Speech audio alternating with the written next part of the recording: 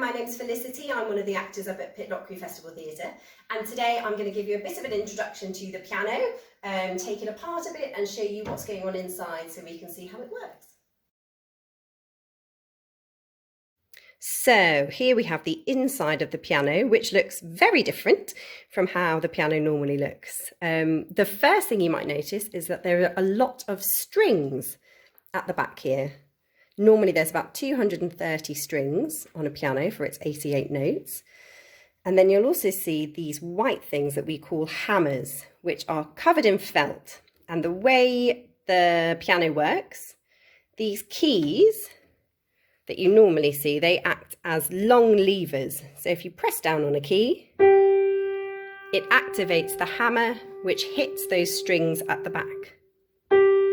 So you can see the hammer is bouncing off those strings there.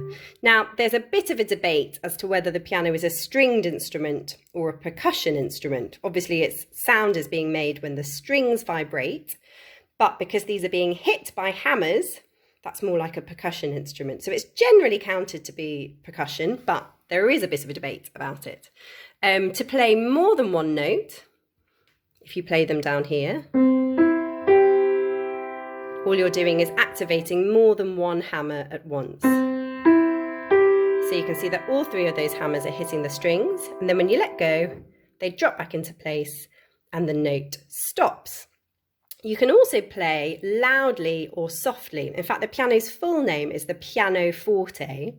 Piano means softly, to play softly, and forte means to play loudly. And the harder you hit these keys, the faster the hammer moves towards the strings, and so it creates a louder sound. So if you play them quickly, you might have seen the hammers moving slightly faster towards the strings. If you play them softly and slowly, the hammers move more slowly, and so the sound is quieter.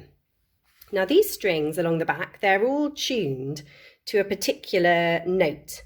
And if they go a bit out of tune, that's why you have a piano tuner who'll come and tweak them, but they're set to vibrate at a particular frequency so you get the right note. So at the top here, you can see there's 3 strings per note, and they're thinner and they're shorter.